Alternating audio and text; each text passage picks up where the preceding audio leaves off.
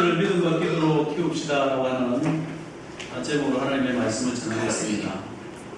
우리가 살아가는 이유는요, 모든 영광을 하나님께 드리기 위해서 살아가는 이유가 됩니다.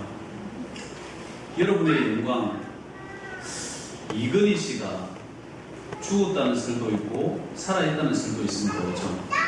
아무리 돈 많고 아무리 그래도 죽을 때가 되면 불쌍한 겁니다. 그 영광 어디로 가고 없고 그 영광 아들, 딸한테 다 가고 없는 것입니다. 세상의 영광은요, nothing입니다. 아무것도 안 합니다. nothing입니다. 그러나 하나님께 올려드린 영광은요, 영원히 남습니다. 잘 한번 생각해 보십시오. 우리도 몸에 이렇게 들어가서 살잖아요. 이게 나도 어깨를 들썩거려야지 이러면 들썩거리고 몸이 알아서 움직여주는 거예요. 근데 잠깐 오면 몸이 내 말을 안 들을 때가 있습니다. 그 의사가 다 고쳐주면 좋은데 고쳐지지 않습니다. 쓸 때까지 다 쓰고 나면 이 영혼은요, 떠나가야 되는 것이죠. 살아있는 사람과 죽은 사람의 차이는 장기도 있고 고장도 있고 다 있습니다. 뭐의 차이입니까? 생명의 차이입니다. 생명이 있으면 살아있는 것이고 생명이 없으면 죽은 겁니다. 생명을 어떻게 만들어낼 수 있겠습니까? 생명은 생명인데 하나님께로 돌아가는 것이에요. 그래서 우리가 이 땅에서 사는 삶은 영광, 하나님의 영광을 위해서 살아갈 때 그 영광이, 주인의 영광이 우리의 영광이 되어지는 것이에요. 그 주인의 마음대로 살아가기 시작을 하면 주인을 닮게 되어 있습니다. 아름답게 변화된다라고 하는 겁니다. 오늘 이 말씀은요, 사도 바울이 사랑하는 아들 디모데에게 편지하는 겁니다. 사실은 진짜 아들은 아닙니다. 자기 제자입니다. 그 제자를 얼마나 사랑했는지 아들이라고 합니다. 자기의 교회를 맡겼습니다. 그리고 후임자로 세운 분이 이 디모데입니다. 그래서 디모데 부서를 가지고, 전 부서를 가지고 목회했습니다.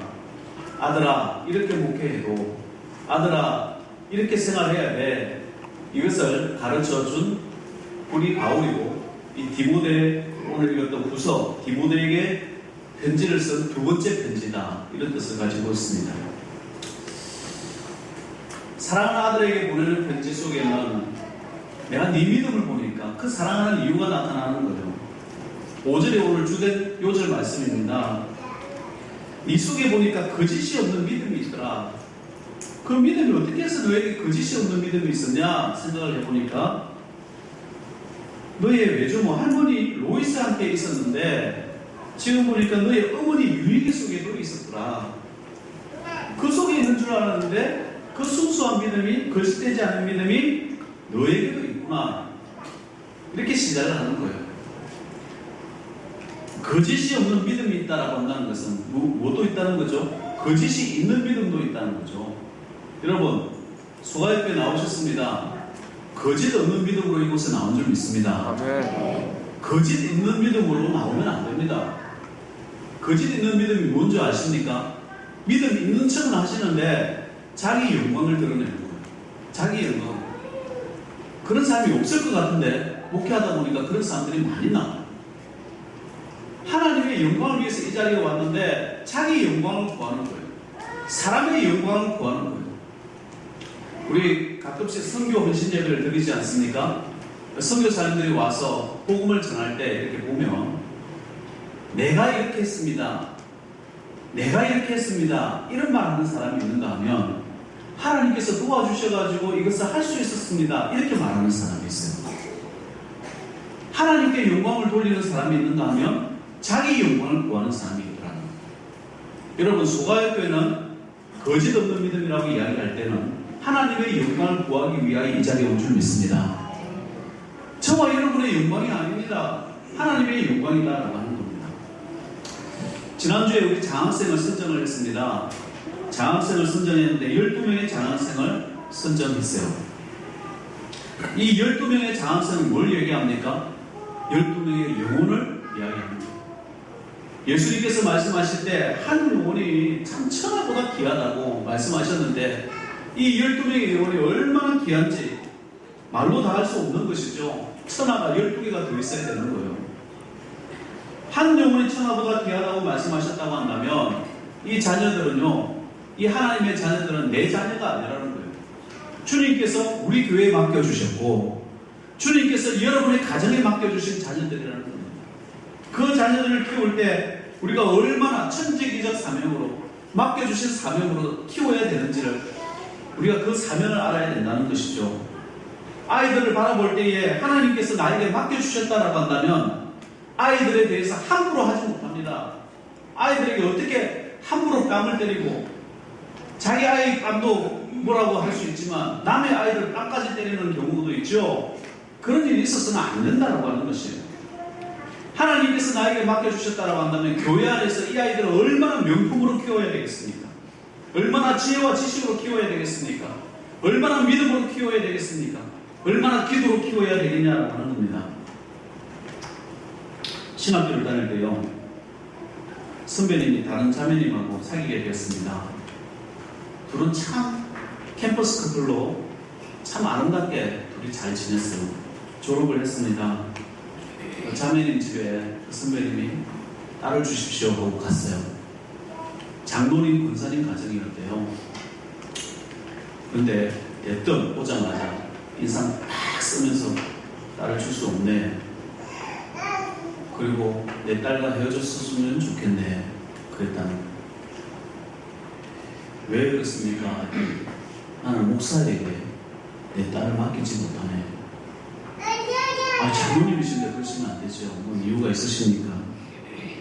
365일 지내는 것을 내가 평생 목사님을 섬기면서 다닙니다. 단 하루도 편하게 지내는 것을 못 합니다. 그런 가정에 내 딸을 어떻게 주겠나? 단 조건이 붙었어요. 자네가 목사의 길을 가지 않는다면 내 딸을 주겠네. 이랬다는 거예요. 기도하고 울면서 기도하고 그냥 제가 하나님 앞에 사명의 길로 가기로 했는데 어떻게 그렇게 할 수 있겠습니까?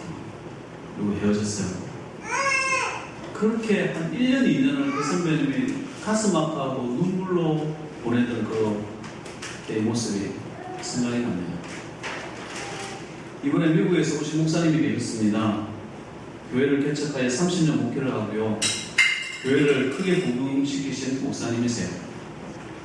함께 운동을 하다가 저 멀리서 사슴이 한 마리가 나와서 풀을 뜯고 있는 거예요. 근데 그 풀을 뜯는데 그냥 풀을 뜯는 게 아니에요. 풀을 뜯다가 머리를 들고 우리가 얼만큼 왔는가 보고 다시 풀을 뜯고, 그래서 우리가 조심조심 그 사슴 곁으로 갔어요. 그리고 나무 뒤에 숨었어요. 그때까지도 풀 뜯다가 보고 풀 뜯다가 보고, 그래, 나무 옆에서 살짝이 나와서 좀 더 가까이 갈 수 있나 했더니 금방 놀래가지고 그냥 숲을 속으로 쑥 들어가는. 그 사슴을 보고 하시는 이야기가 30년 목회하는 동안에 무슨 일들 없었겠나. 저렇게 풀조차 마음 편히 뜯을 수 없는 사슴을 보니 목사의 마음 같다. 그 장로와 권사가 그 목사님을 섬기면서 도와온 저는 5분 대기조였다고 생각을 해요. 군대 가시다 오신 분들은 다 아시겠죠. 그런 심정이 아닙니다. 목사님들이요, 그냥 지내는 것 같지만 방심하지 못합니다. 교회를 보호하고 교회에서 무슨 일이 일어날까? 무슨 일이 일어날까? 목사님들은 사슴 같은 마음으로 지내더라라고 하는 거예요. 마음 편하게 지내는 날이 없습니다. 여러분, 목사님들 마음 편하게 해주시기 바랍니다. 그것이 복된 성도다 이렇게 생각합니다. 제가 왜 이 얘기를 듣느냐면 목사 생활을 제가 잘 알지 않겠습니까? 그죠? 근데 제 아들이라면 신학교 간다고 이야기할 때 보내겠냐? 조녀석이 신학교를 가겠다는 거예요.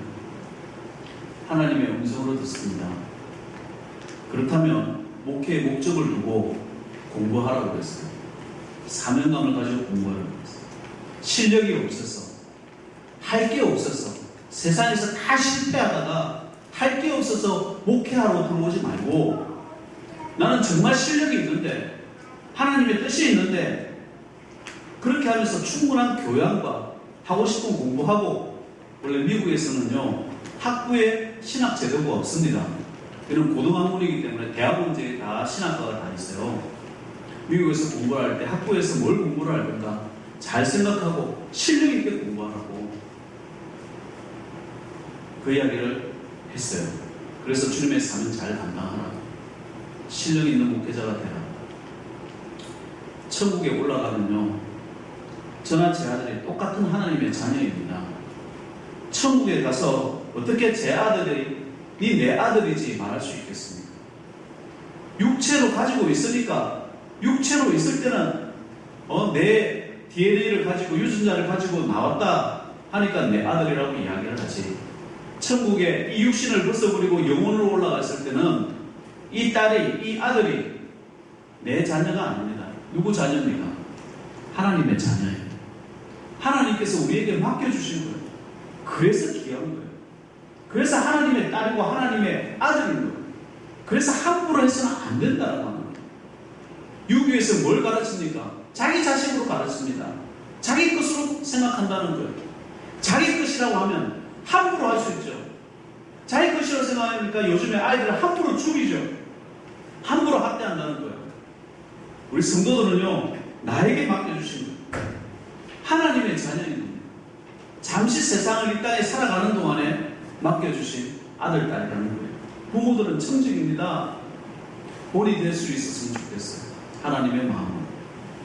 마지막 날에요. 청직이라고 하는 것은 주인과 마지막 날에 반드시 계산을 해야 돼요. 하나님께서 맡기신 것들, 물질이나 모든 것들, 시간이나 그 중에 자녀들도 어떻게 키웠는가 하나님께서 반드시 물어보실 거예요. 반드시 물어보세요. 그때 계산해야 된다. 어떻게 키웠는가. 두 가지 말씀드리려고 합니다. 하나님의 자녀로서 잘 키우시기 바랍니다. 첫 번째, 하나님의 자녀들을 믿음으로 키우셔야 된다는 거예요. 믿음으로. 이는 내 속에 거짓이 없는 믿음이 있음을 생각합니다. 이 믿음이 먼저 네 외조모 로이스와 내 어머니 유이기 속에 있더니, 할머니의 믿음이, 어머니의 믿음이 디모데한테 갔다는 거예요. 너 디모데에게 있는 그 믿음은 부모로부터 물려받은 믿음이라는 거예요. 잘 생각해 보세요. 믿음과 신앙은요 보통 부모로부터 옵니다. 부모의 행동 따라서 합니다. 부모가 졸잖아요. 자녀도 교회 와서 졸아요. 부모가 하나님께 예배 잘 드리잖아요. 자녀도 하나님께 예배 잘 드립니다. 부모 따라가. 지난번에 프랑스에 자동차 테러 사건이 있었죠. 모하메드 브레일이라는 사람이 트럭을 몰고 2km를 달리면서 사람들을 총으로 쏴 죽였습니다. 84명이 죽고요. 200명이 가벼운 경상이 아니라 중상을 입고 병원에 있습니다. 아버지가 독실한 무슬림 신자입니다. 그 아들이 그 믿음을 닮아가지고요. 하루에 5번씩 기도하고요. 같이 사는 동안에 알라신에 대한 이야기를 많이 들었죠. 그러다가 어떤 얘기를 듣게 되냐면, 이교도를 죽이면, 기독교, 특히 기독교죠. 기독교는 이교도를 죽이면 천국 간다는 거예요. 그럼 천국 가서 뭐하냐? 물었더니, 이 땅에서는 여자 4명 데리고 살 수 있지만 천국에서는 예쁜 여자 네 마음대로 골라서 살 수 있다고 이렇게 가르치는 거예요. 그래서 거기서 아름다운 여자들과 원 없이 데리고 살 수 있다는 이야기를 듣게 되고, 천국 가서 여자와 사는 게, 여러 여자와 사는 게 행복이라고 가르치는 믿음을 그대로 받았다는 거예요. 저는 한 사람도 감당을 못하는데 여러 사람을 데리고 산다는 게, 그게 무슬림의 이유냐. 여자 무시하고, 그리고 그 많은 사람들을 죽이러 가가지고 자기도 죽고, 자기가 죽는 것은 다른 사람 죽이고 자기가 죽는 게 순교입니까? 그게 순교라고 말할 수 있는데 이게 말이나 되는 거예요. 테러로 자기가 죽는 건 죽는 건데, 테러로 죽은 가족들의 아픔을 전혀 생각하지 못하고 자기가 죽어서 어여쁜 여자와 천당에서 오랫동안 살겠다는 그런 망상을 가지고, 그게 부모로부터 받은 믿음이라는 거예요. 그게 무슬림의 현실입니다. 저와 여러분들이 믿는 기독교, 누가 오른뺨을 때리면 왼뺨을 돌려대라는 거예요. 맞으면 맞아라는 거예요. 다른 사람한테 억하심을 가지지 말라는 거예요. 원수를 사랑하며 너희를 박해하는 자를 위하여 기도하라고 그랬어요. 그래서 성도는 그래서 온유해야 됩니다. 화내고 막 싸우고 누구 때리고 이러면 안 돼요. 이게 기독교의 모습이에요. 하나님께서 가르치는 자의 순종하는 모습이지 않습니까? 브레일이 부모로부터 잘못된 믿음을 전수받은 것입니다. 그러니까 어릴 때부터 사람을 죽이고 자기는 영원한 지옥 불못에 빠져서 고생하는 거 아니에요. 믿음과 신앙은요, 무슨 얘기입니까? 부모로부터 전수받는 거예요. 여러분 자녀들이 어릴 때 하나님께 잘하는 모습 보이시기 바랍니다. 하나님께 축복받는 모습 보여야 돼요. 하나님께서, 살아계신 하나님께서 우리 엄마와 함께한다. 살아계신 아버지 하나님께서 우리 아버지와 함께한다. 이것을 보여주라는 거예요. 믿음과 신앙은 부모로부터 전수가 되는데 어렸을 때 이 믿음을 심어줘야 됩니다. 이 믿음은 뭡니까? 믿음은요, 말씀을 들으면서 나온다고 성경은 말씀하고 있어요. 말씀 시간에 듣는 것 중요합니다. 꼭 보면 말씀 시간에 졸은 사람들이 있잖아요. 커피 한 2잔, 3잔 그래도 졸면 이렇게 5잔을 마시고 오세요. 건강에도 좋다잖아요. 말씀을 듣는 시간에 믿음이 생긴다는 거예요. 하나님을 가까이 간다는 거예요. 주님께서 말씀하실 때 내 영이 움직이기 시작하고 내 마음의 치료가 일어나고 영육간이 강건해지기 시작하는 말씀이, 그래서 믿음이 생기고 믿음이 생기니까 하나님의 기쁨이 되어지고 그 기쁨이 되어지니까 예배가 살아있고 하나님은 예배자를 찾으시니까 여러분들을 찾으시면서 하나님과 교제하는 시간이 되어지더라고요. 그냥 말씀을 들어야 됩니다. 말씀을 읽고 말씀을 듣고 말씀을 가르쳐야 하는 것이 성도의 사명이라고 하는 거예요. 요즘에는 자칭 말씀 전문가들이 너무 많습니다. 그러니까 한국에 자칭 하나님, 자칭 예수라는 사람들이 뭐 50명이나 나온다고 그러죠. 말씀을 자기 마음대로 해석하고 말씀을 자기 마음대로 자녀들에게 가르치고 말씀을 망치고, 그래서 하나님께서 보내주시는 분이 목사예요. 목사를 우습게 보시면 안 돼요. 목사를 우습게 보시면 안 돼요. 하나님의 뜻이 있어서 보내셨다라고 하는 거예요. 그 지역에 소가교회가 선 이유가 있습니다. 그 지역에 목사를 보낸 이유가 있습니다. 여러분도 아시잖아요. 말씀을 그 지역에 적용하도록 보내주시는 거예요. 말씀을 그 상황에 맞도록 적용하도록 보내주시는 거예요. 어떤 분은요, 말씀을 듣는데 제 말씀도요, 제 설교도 유튜브에 떠요. 물론 다른 사람들처럼 비교가 뛰어나거나 뭐 이렇게 화려하거나 그러지는 못해요. 그렇지만 여러분이 섬기는 교회에, 여러분이 섬기는 목사에게 주신 말씀이라는 거예요. 무슨 뜻일까요? 여러분의 삶 가운데 그것을 적용시키라는 겁니다. 어떤 분은 여기에 있으면서 고생을 살면서 서울에 있는 어떤 목사님 설교를 듣는데, 아이고 우리 목사님 설교, 아니 그 목사님 설교는 그래 좋은데 우리 목사님 설교는 뭐 이리 어쩌고 저쩌고 불평불만 원망이잖아요. 하나님께서 쓰지 않습니다. 하나님께서 지워버린다니까.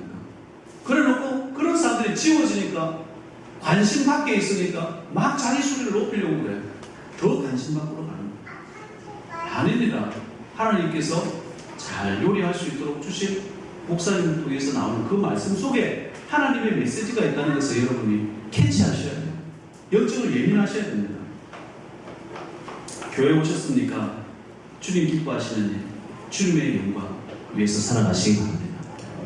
내가 하고 싶은 것은요, 집에 가서 하세요. 집에서는 여러분들이 하시고 싶은 대로 하세요.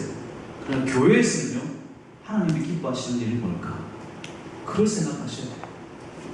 목회자를 통해서 말씀하실 수도 있고 성도들을 통해서 말씀하실 수도 있고, 내 마음대로 살아가라고 하는 것이 아니라 성도들과 어울리면서 내가 하고 싶어도 못하는 게 있고 하나님의 영광을 위해서 살아가도록 만들어주신 것이 바로 교회의 장입니다. 하나님의 몸입니다. 하나님의 뜻을 펼쳐가는 믿음의 종 되시고 말씀을 가르칠 수 있는 믿음의 종들 되시기를 주의 이름으로 축원드립니다. 두 번째, 자녀들을 위해서 쉬지 말고 항상 기도해 주시기 바랍니다. 지난주에는 계속해서 기도에 관련되는 설교를 여러 번 했잖아요. 그런 설교를 계속 주실 때는, 기도하라고 할 때는요, 이유가 있습니다. 두 가지 이유가 있어요. 하나는 어려움을 대비하라, 시험에 빠지지 않기를 기도하라, 이 뜻이 하나가 있고요. 두 번째는 축복받게 하기 위해서 이런 기도를 하라고 합니다. 여러분, 목회자가 기도하라고 할 때는요, 무조건 기도하셔야 됩니다. 기도하는 분이 또 계셨기 때문에 교회가 이점하고 그냥 넘어가는 거예요. 하나님께서 보살펴 주시는 거예요. 기도는요, 많은 어려움을 이기게 해줍니다. 또 막아주시고, 또 성도들을 보호해 주시는 거예요. 갈 길을 알려주시고, 만나지 말아야 할 상황들, 만나지 말아야 할 악인들, 사람들을 막고 알려주시는 거예요. 어려움이 있을 때 기도의 자리에 있다 보면요, 악한 생각이 단절됩니다. 어려움이 있을 때 기도의 자리에 있다 보면 악한 상황들이 단절이 됩니다. 왜 기도의 자리에 왔습니까? 하나님 배우지. 1절에 말씀드렸지만 뉴욕에서도 어렵사리 교회 건축하고 부흥이 되는데 아이들이 교회가 이쁘니까 그 밑에서 불장난을 했어요. 아이들 구조는요, 우리가 어떻게 이해가 안 되는 구조가 많아요. 교회가 예뻐서 참 좋다. 거기서 놀다 보니까 야, 여기서 불장난하면 참 예쁘겠다. 이렇게 된 거예요. 거기서 불장난을 하다 보니까 불이 걷잡을 수 없이 커진 거예요. 자기 키보다 높아지니까 아이가 놀래가지고 도망을 간 거예요. 그걸 끄고 연락할 생각 안 했다. 그런데 마치 권사님이 직장생활을 가려고 하다가 교회를 잠시 돌려야 되겠다고 하고 교회를 돌려서 잠시 기도하러 들어갔다가 불이 난 걸 보고 급기야 끈 거예요. 권사님이 껐어요. 빨리 목사님께 연락하고 CCTV를 보니까 집사님 아들이 장난치다 불난 것을 보고 누구한테 말을 해요? 아이는 놀라서 도망가는 게 다고요. 그래서 교회가 보호가 됐어요. 권사님의 기도 자리 온도보. 그래서 교회가 그렇게 기도가 중요합니다. 목사님 하는 이야기. 우리 교회도 바로 교회 시절에 아시는 분은 아시죠? 불날 뻔한 적이 있었어요. 새벽 기도 시간이었습니다. 새벽 4시였습니다. 새벽 기도 시간이 그때는 4시였습니다. 기름통을 들고 온 2사람이 들어왔습니다. 우리는 기름통인 줄 몰랐죠. 강남에서 설교하고 있는데 2사람이 들어오니까 저는 마음이 기뻤어요. 오, 새벽 기도 하시는 분이 들어왔네. 매일 우리 이슬자 집사님 혼자 앉아 계셨고, 그날따라 이상원 전도사님, 지금 목사님 되셨습니다. 이상원 전도사님도 처음 우리 교회에 들려가지고 그곳에 앉아 계셨어요. 그러니까 4배 보응이 된 거예요. 4배 보응이. 그죠? 이슬자 집사님, 그리고 나머지 3분이 기름통 들고 2분이 들어오시고. 앉아있는데 이상원 목사님도 뒤를 돌아보다가 뒤를 돌아보니까 이게 오실 분이 없는데 뒤를 돌아보는데 서로 아는 분이에요. 그러니까 초등학교 친구라. 네가 상호야 했다. 맞다. 하고 서로 악수하면서 데리고 나왔어요. 되게 섭섭했어요. 왜 데리고 나왔는지. 새벽 기도 시간인데. 그리고 아침 10시쯤 왔습니다. 친구분이 오셨다는가 봐요. 누구시는데 서로 동성명하고 오셨던가 봐요. 예, 목사님. 전도사님 때일까? 목사님 때일까? 목사 때입니다. 네. 그때에 하는 이야기가 그 2 친구가 자기 딸 교회 데리고 갔다고 교회 불실로 기름통 들고 들어온 거예요. 야, 언제 보호해 주셨어요? 새벽 기도 시간에. 기도 시간에. 하나님께서 보호해 주시다. 그때 만약에 불이 났다? 무허가 건물이었어요. 그게 아직 논이었단 말이에요. 교회는 서있지만 건축법이 생기기 전에 생긴 교회 건물이기 때문에 불법이라고 말할 수는 없지만 왜 등록이 안 돼 있어요. 다시는 교회를 세울 수가 없었어요. 그 자리에. 큰일이었습니다. 어떻게 막았습니까? 하나님께 기도하는 시간에 주님께서 이상한 목사님 보내주셔가지고 같이 기도하라. 데리고 나가라. 2사람 다 마을 떠나고 그래서 떠났죠. 여러분의 개인 삶에 파란만장합니까? 어려움이 있습니까? 기도하십시오. 기도하시면 하나님께서 보호하십니다. 세상에 나가서 얼마나 많은 사람들을 만납니까? 악인들이 얼마나 많습니까? 돈 있다고 하면 얼마나 많은 사람들이 와서 빌리려고 하고 그걸 갖다가 깨트리려고 합니까? 여러분 기도하십시오. 악인들 만나십니다. 자녀를 위해서 기도해 주시기 바랍니다. 여러분 자신을 위해서, 가정을 위해서, 교회를 위해서 기도해 주시기 바랍니다. 기도가 어려움을 막아줍니다. 기도는요, 좋은 것을 또 우리에게 줍니다. 특별히 자녀들을 위해서 기도해 주시기 바랍니다. 여러분의 자녀들 방황할 때, 어려움 생겼을 때 기도해 주셔야 됩니다. 지난번 리우 올림픽 잘 마쳤습니다. 인기 1위 자매가 있고 누군지 아세요? 양궁에서 금메달 딴 장혜진 씨라는 자매입니다. 예쁜 데다가 미혼인데 남자들이 결혼 1순위로 삼았다는 결혼 1순위 누굽니까? 그 리우 올림픽 있기 전 4년 전에 런던 올림픽이 있었잖아요. 그 런던 올림픽에 나갈 뻔하다가 1점 차로 못 나갔대요. 양궁은요 3명만 내보내게 되어 있답니다. 그러니까 몇 등 했어요? 4등 했습니다. 1점 차로 4등 해가지고 런던 올림픽 가지 못하고 집에서 텔레비전으로 런던 올림픽을 구경하는 그 장혜진 자매의 마음이 오죽했겠냐고. 다 무너졌죠. 그때 나이가 25살이었다는 거. 25살이면 양궁에 피크 시간이 있는데 20살에서 25살이랍니다. 그러면 인생 끝난 거 아닙니까? 양궁 인생 끝난 거죠. 더 이상 양궁을 할 수 없는 거예요. 4년 후에 나가야 되는데 4년 후에 29살이에요. 올해 나이 29살인 거죠. 얼마나 낙심됐겠습니까? 이럴 때 절망이 찾아오는 거거든요. 얼마나 어려움이 왔겠어요. 얼마나 가슴 아팠겠어요. 그때에 항상 말씀으로 기도로 위로해 주는 분이 계셨거든요. 그분이 누구냐? 아버지 장병규 씨. 아버지가 말씀으로 위로해 주고 아버지가 기도해 주고 그 말씀을 계속 돌려주고 끊임없이 말씀으로 위로해 주라는 거예요. 그래서 부모님들이 말씀에 대해서 잘 알아야 되는 이유가 바로 여기 있습니다. 하나님에 대해서 잘 알아야 되는 이유가 여기 있습니다. 하나님의 말씀을 잘 읽어야 되는 이유가 여기 있습니다. 그래서 성경을 읽기 시작했대요. 매일 성경을 읽는 거예요. 그 기자가 인터뷰할 때 취미가 뭐냐 물었을 때 자기 취미는 성경 읽기예요. 그렇게 대답했대요. 매일 하나님의 말씀을 읽는 거예요. 4년 동안 하나님의 말씀을 읽고 4년 동안 기도하고 마음을 다지고 나가니까 옛날하고 틀린 겁니다. 4년 전하고 완전히 다른 거예요. 경기를 보셨을 거예요. 입으로 중얼중얼 하면서 살을 쏘는 겁니다. 기자들이 물었습니다. 뭘 중얼거렸냐고. 첫 번째, 하나님 앞에 기도했습니다. 하나님 도와주세요. 하나님 도와주세요. 두 번째, 빌립보서 4장 13절을 암송했다는 거예요. 내게 능력 주시는 자 안에서 내가 모든 것을 할 수 있습니다. 내가 할 수 있습니다. 내게 능력 주시는 자 안에서 내가 모든 것을 할 수 있습니다 하면서 하나님을 반겼어요. 담대해지고 평안이 오는 양궁 거리가 몇 미터인 줄 아십니까? 70m. 여기서 우리 교회 요 앞에서 저 앞에까지 13m예요. 13m. 여기서 활을 가지고 정확하게 맞추기도 쉽지 않습니다. 70m면요, 요 앞에서요, 우리 저 앞에 있는 펜스까지 거리라고 생각하시면 돼요. 거기에 10점을 맞추기가 그게 쉽지 않다라는 거예요. 쉽지 않다는 거예요. 얼마나 미국에 바람이 많이 불었습니까? 런던 올림픽에서 금메달을 땄던 기보배 씨, 그분도 3점짜리를 맞췄다는 거예요. 바람이 너무 많이 부니까. 거기를 10점을 맞추는 거예요. 바람이 불면 화살만 흔들리는 게 아닙니다. 마음도 흔들리는 거예요. 저걸 어떻게 맞추지? 저걸 어떻게 맞추지? 하나님 도와주세요. 하나님 도와주세요. 내게 능력 주시는 자 안에서 내가 도와주시오. 하나님께서 도와주시는 거예요. 하나님 감사합니다. 이 기도 사진 한번 집에 가셔가지고 보세요. 하나님 감사합니다. 세계적인 선수라고 해도 마음이 흔들리는데 첫 소감을 기자들 앞에 하면 사랑하는 하나님께 이 모든 영광을 돌려드립니다. 이 모든 영광을 하나님께 돌려드립니다.